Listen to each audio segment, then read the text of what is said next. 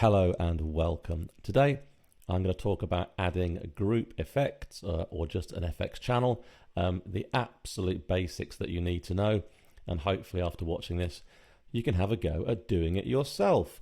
I'm going to make a little recording, a silly thing of me talking, and then I'm going to add some effects to it. Now these effects, they're not inserts, we send the signal. So the signal I'm about to record in here, we send it to another channel. And these are the sends here. At the moment, of course, I've not made them. I've got to make the send. I've actually got to physically make it before I can get on and do my effects. So the first thing I'm going to do is I'm going to hit F4, which is the shortcut for the audio connections. There we go. There are my inputs, there are my outputs, and here are my effects. I'm going to add just a solitary effect.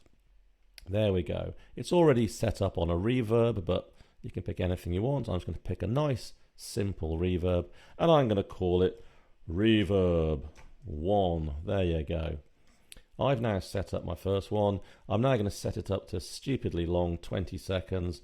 I'm going to make the mix a bit wetter just for the purposes of this demo so you'll be able to hear it. So there it is, FX Reverb.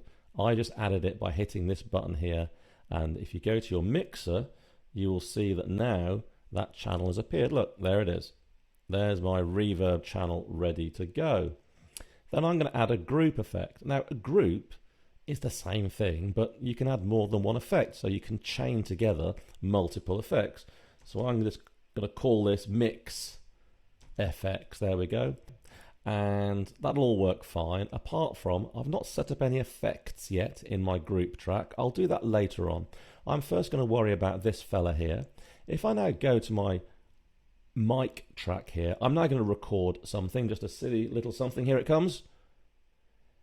Here's my recording that will go round and round and annoy you lots as I try to demonstrate adding and removing effects using groups or effects channels.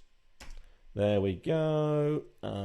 Let us just move that to the beginning. About there. How's that? So here's my recording. Here's my recording, and it's completely dry. There's nothing on it. So let's send it to an effect. Here we go. Here are my sends. Let's connect it to Reverb 1. There we go. Now then, it is not on. Can you see? This button here is not on. I've got to turn the reverb on. Da-da! Now, my reverb is now ready to go, and this is the level, which I can do here, or I can use the fader in the mixer. But for now, I'm just going to use this for the purposes of this demo. There's another button here, which is changes between what we call pre-fader and post-fader. If you don't understand that, don't panic. It is not important for what we are doing in this demonstration, but that is post, and now this is pre. If you know about that, great. So here's my recording, and this time I'm going to add the reverb. So I'm going to turn the reverb up. Here it comes. Here's my recording that will go round and round and annoy you lots as I try to demonstrate adding and removing effects using groups. There we go. So that should have sounded with lots of very wet reverb on it. Not particularly nice, but you get the point.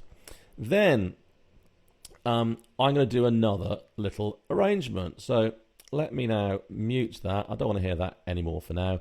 I'm now going to go to my mix effects. Now let's go to the mixer and add some effects. So here's my mix FX channel, but at the moment there's nothing on it. So we hit the E to edit the channel, and here are the little inserts you can put into your effects track. So what should we go for? Well, let's just do something nice and simple. A ping pong delay. You'll definitely hear that when I record it.